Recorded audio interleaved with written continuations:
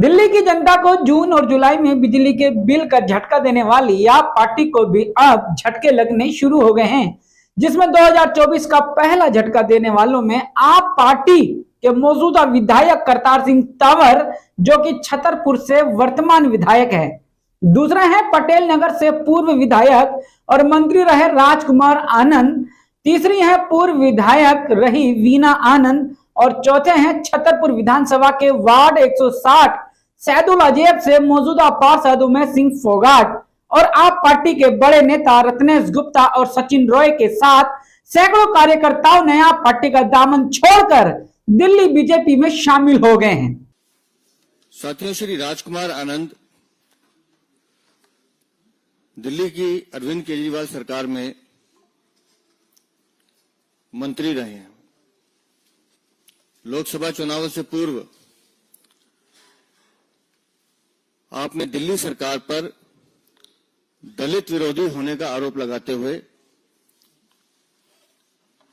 और साक्ष्यों के साथ बताते हुए कि कैसे ये सरकार दलितों के विरोध में है, अरविंद केजरीवाल के यहां सुनवाई नहीं होती है, ये चाहकर भी अपने समाज और अपने वर्ग के लोगों के काम नहीं करा पा रहे थे। उस पीड़ा से त्रसित होकर आपने पार्टी छोड़ी थी और मुझे प्रसन्नता है आज इस बात की कि वो माननीय प्रधानमंत्री जी के नेतृत्व में आस्था व्यक्त करते हुए आज भारतीय जनता पार्टी में सम्मिलित हो रहे हैं। ऐसे श्री राजकुमार आनंद जी। मेरी दाईं तरफ छतरपुर से विधायक श्री करतार सिंह तंवर लगातार विधायक बनते आ रहे हैं, सौम्य छवि है, ईमानदार हैं और आपसे भी जब बात हुई तो इनकी भी पीड़ा सिर्फ एक थी कि उस पार्टी में काम करते हुए ऐसे लगता है जैसे किसी तानाशाह के साथ काम कर रहे हैं। सुनवाई नहीं है, भ्रष्टाचार चरम सीमा पर है और हर चीज में व्यक्ति निष्ठा देखी जाती है। इनके साथ वीना आनंद जी, जो पटेल नगर से पूर्व विधायक रही हैं, वो भी आज पार्टी ज्वाइन कर रही हैं। साथ में उमेश सिंह फोगाट, ये भी छतरपुर विधानसभा के वहां से निगम पार्षद हैं। आप भी आज पार्टी ज्वाइन कर रहे हैं और साथ में जो दो नाम मैंने आपको बताया, अभी संजय भाई ने भी बताए, श्री रत्नेश गुप्ता दिल्ली सचिवालय में पूर्व निदेशक रहे हैं, इस्तीफा देकर आए हैं। आम आदमी पार्टी को हिमाचल में जितना भी चलाना था उसको खड़ा करने का काम आपने किया था। जब देखा कि वहां पर भी तानाशाही और जो अहंकारी रवैया था तो पूरी की पूरी पार्टी का वहां विलय हुआ। वो ऐसे रत्नेश गुप्ता जी और इनके साथ हिमाचल में सह प्रभारी रहे सचिन रॉय जी। आप सब आज भारतीय जनता पार्टी की सदस्यता माननीय अरुण सिंह जी से ग्रहण करेंगे। मैं आप सबका भारतीय जनता पार्टी में स्वागत करता हूं, बहुत बहुत अभिनंदन करता हूं। नमस्कार, आप देख रहे हैं जमीनी हकीकत हेडलाइंस लाइव न्यूज पर और मैं हूं आपके साथ मोहम्मद रफी। दिल्ली के मुख्यमंत्री अरविंद केजरीवाल जेल में रहकर भी सब सुन तो रहे ही होंगे कि उनकी गैर मौजूदगी में उनकी पार्टी की दशा और दिशा का क्या हो रहा है। इसी के साथ ही मैं आपको एक और हकीकत बताने जा रहा हूं। जो झटका आप पार्टी को आज लगा है, ये अभी और लगेगा, क्योंकि आप पार्टी दिल्ली में अपने आधे से ज्यादा विधायकों को पीछे का रास्ता दिखाने का काम करने जा रही है और इसकी भनक दिल्ली के सभी विधायक को हो गई है। इसीलिए काफी विधायक आप पार्टी को छोड़ने की तैयारी कर रहे हैं, लेकिन मौजूदा विधायक करतार सिंह तंवर और पूर्व मंत्री और ने आखिर आप पार्टी को क्यों छोड़ा, इसको भी जान लेते हैं। भाजपा में शामिल होने का मेरा मकसद सिर्फ एक ही है कि हम मोदी जी के विजन को सीधे दिल्ली की जनता से कनेक्ट करना चाहते हैं। हम नहीं चाहते कि मोदी जी के विजन और दिल्ली की जनता के बीच में कोई दीवार रहे। हम नहीं चाहते कि मोदी जी के विजन और दिल्ली की जनता के बीच में कोई खाई रहे। मैं एक दलित परिवार से आता हूं। दलितों का दर्द क्या होता है मैं अच्छी तरह समझता हूं, और दर्द की उस समझ ने मुझे पे बैक टू सोसाइटी जो बाबा साहेब ने कहा था उसके लिए प्रेरित किया। मैंने संस्थाओं के माध्यम से समाज की सेवा की और उसके बाद मैं चुनाव लड़ा, विधायक बना, मंत्री बना। लेकिन मंत्री बनने के दौरान जब मैं दिल्ली का मंत्री बना, मैंने बहुत मेहनत की। सब लोग जानते हैं कि मैंने कितने काम किए, लेकिन फिर भी जो मेरी विश लिस्ट होती थी उसमें हमेशा दलितों के काम होते थे, उसमें हमेशा कमजोरों के काम होते थे। और जब जब मैं उस विश लिस्ट को अरविंद केजरीवाल को दिखाता था, वो कन्नी काटने लग जाते थे। वो दलितों का काम करने में कोताही बरतते थे और दलितों का काम करने में उनका कोई इंटरेस्ट नहीं होता था। मैं ये देखता रहा और आखिरकार जब मैंने देखा कि एक दलित मंत्री के कहने पर भी उस सरकार में दलितों का काम नहीं हो रहा, मैंने उस कैबिनेट मंत्री की कुर्सी को लात मार दिया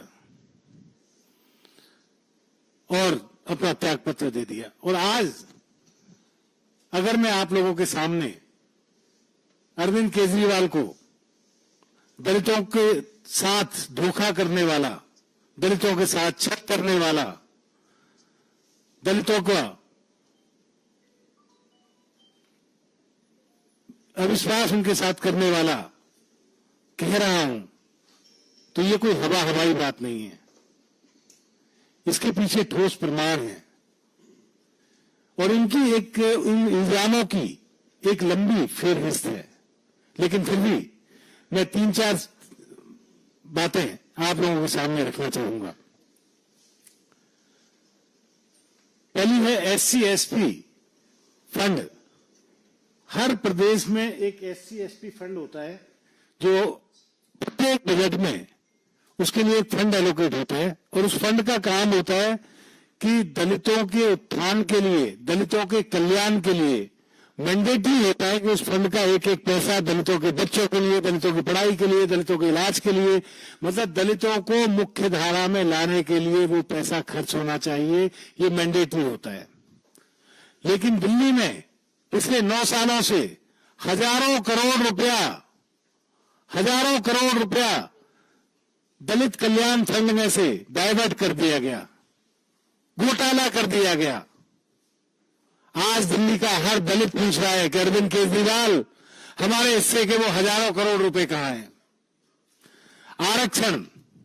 आरक्षण जैसी बुनियादी सुविधा पर अरविंद केजरीवाल और आम आदमी पार्टी का कोई ध्यान नहीं है। पिछले दिनों विधानसभा, मंत्रालय, विधायकों के यहाँ करतार भाई बैठे हुए हैं, जानते हैं अच्छी तरह से ये बात। उनके यहाँ फेलोज, सलाहकार और स्पेशलिस्ट की भर्ती चलाई गई। हजारों लोगों को उसमें भर्ती किया गया, लाखों रुपया उनकी सैलरी थी, मसलन करोड़ों रुपया महीना उस पर खर्च किया गया।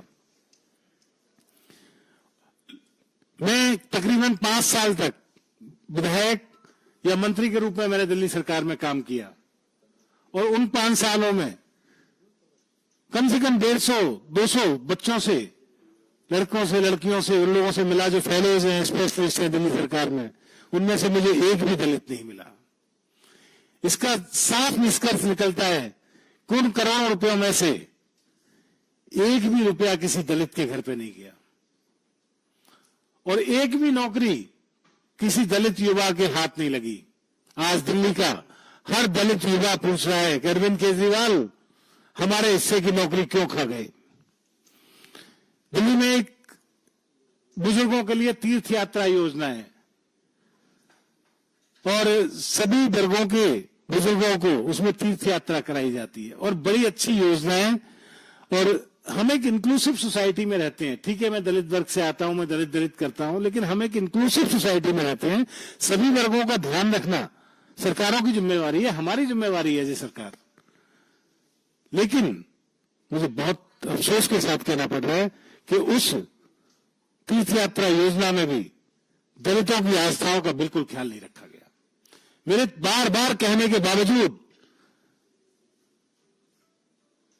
कि साहब मैंने कितनी बार कहा कि एक ट्रेन या तो बुद्धों के वरिष्ठों के तीर्थ स्थल बोध गया के लिए निकाल दीजिए, या जो संत रविदास जी के अनुयायी हैं संत रविदास धाम बनारस के लिए निकाल दीजिए,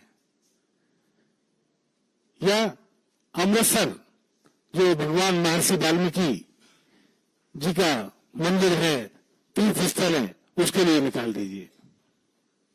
लेकिन उनका कोई ध्यान नहीं है। उनका ध्यान राजनीति में होता है, काम करने में ध्यान उनका होता नहीं है। यहां तक कि मैंने एक फाइल बनाकर 2000 लोगों से आवेदन लिए, उस पर पोर्टल पर जमा किए बुद्ध गया के लिए, और मुख्यमंत्री जी से मैं मिला, एक बड़ी फाइल बनाकर उनको दी कि साहब एक ट्रेन हम बुद्ध गया के लिए चला देते हैं, और इस बहाने एक एक करके हम सबकी आस्थाओं का, दलित वर्ग की आस्थाओं का ख्याल रखेंगे। इन लोगों की वजह से हम आज यहाँ बैठे हुए हैं, कम से कम मैं तो यहाँ बैठा हुआ हूं, आता हूं जाता हूं, और उन्होंने इस पर कुछ ध्यान नहीं दिया। तो आज दिल्ली का हर दलित तुमसे ये पूछना चाहता है, और मैं खुद ये पूछना चाहता हूं कि अरविंद केजरीवाल, तुमने दलितों की आस्था का साथ खिलवाड़ क्यों किया? आज मुझे बड़ी खुशी है कि मैं एक ऐसी पार्टी में शामिल हो रहा हूं जिसके नेतृत्व में देश बहुत आगे जा रहा है। प्रधानमंत्री नरेंद्र मोदी जी, जिनको देश की जनता ने तीसरी बार लगातार प्रधानमंत्री बनाया है, हमारे राष्ट्रीय अध्यक्ष बीजेपी के नड्डा जी, गृह मंत्री अमित शाह जी, मैं सभी का आभार व्यक्त करता हूं, धन्यवाद करता हूं कि उन्होंने मुझे आज बीजेपी में शामिल होने का मौका दिया। साथियों, मैं पिछले 20-25 वर्षों से सामाजिक क्षेत्र और राजनीतिक क्षेत्र में काम कर रहा हूं। छतरपुर से विधायक हूं, लेकिन जो आज दिल्ली की स्थिति हो गई है उसको देखकर बड़ा दुख होता है। बहुत बड़ी उम्मीद के साथ आम आदमी पार्टी में शामिल हुए। दिल्ली की जनता ने बहुत साथ दिया, लेकिन जिस तरह से पिछले 1.5-2 वर्ष से दिल्ली बदहाल हो चुकी है, जो भ्रष्टाचार इतना बड़ा, शराब के मामले में जो शराब कांड हुआ, जिसकी कोई कल्पना भी नहीं कर सकता था, क्योंकि आम आदमी पार्टी एक आंदोलन से और भ्रष्टाचार को समाप्त करने के उद्देश्य से आई थी।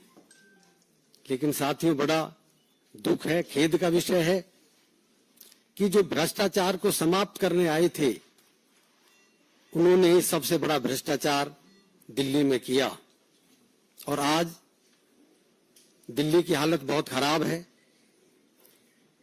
जो पार्टी की, सरकार की नीतियां हैं, काम हम कुछ कर नहीं पा रहे। पिछले 3 महीने से दिल्ली की जनता पूरी प्यासी है, किसी को गर्मियों में पानी नहीं मिला। हम सरकार में बात करते हैं, मंत्रियों से बात करते हैं, सीधा आरोप बीजेपी पे और एलजी पे, सीधा आरोप मोदी जी पे, हरियाणा सरकार पे।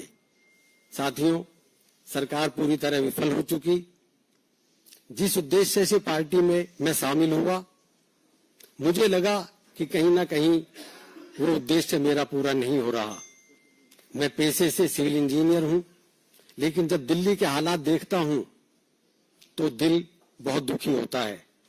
पूरी दिल्ली आज नरक बन चुकी है, सड़कें सब टूटी पड़ी हैं, गंदे पानी की, बरसात के पानी की निकासी नहीं है, लोगों को पीने का पानी नहीं मिल रहा, और पूरा तानाशाही पूर्ण रवैया आम आदमी पार्टी और सरकार में चल रहा है। मैं इन्हीं शब्दों के साथ धन्यवाद करना चाहता हूं बीजेपी शीर्ष नेतृत्व का, सभी साथियों का, और विश्वास दिलाता हूं कि जिस तरह से मैं पिछले 20-25 वर्षों से सामाजिक और राजनीतिक क्षेत्र में काम करता रहा हूं, आपने मुझे मौका दिया है, मैं कहीं कोई शिकायत नहीं छोड़ूंगा, और क्षेत्र की जनता जिस तरह से क्षेत्र की जनता का जिस तरह से मैं सेवा अभी तक कर रहा था, आपके नेतृत्व में, मोदी जी के नेतृत्व में, बीजेपी के नेतृत्व में, उससे भी बहुत बेहतर मैं क्षेत्र की सेवा करूंगा। इनकी बातों में कितनी हकीकत है और कितनी इसमें जमीनी हकीकत है, ये तो दिल्ली की जनता अच्छे से जानती है। अगर इनकी बातों को हकीकत माने तो आने वाले समय में आप पार्टी को भारी नुकसान होने वाला है। इसलिए ये तो शुरुआत आने वाले दिनों में आप पार्टी तौर पर ये खाते में जाते हैं। सूत्रधार अनुमान आने वाली दिवाली आप पार्टी के लगभग 30 के करीब विधायक बीजेपी में शामिल हो सकते हैं। यह देखना होगा कि 2024 के आने वाली दिवाली किस पार्टी का निकालेगी दिवाला और किसकी होगी खूबसूरत दिवाली। ये बड़ी दिलचस्प रहेगी। इस खबर में बस इतना ही। अब मुझे दीजिए इजाजत, फिर मिलेंगे दिल्ली की एक और बड़ी खबर के साथ। शुक्रिया, शब खैर।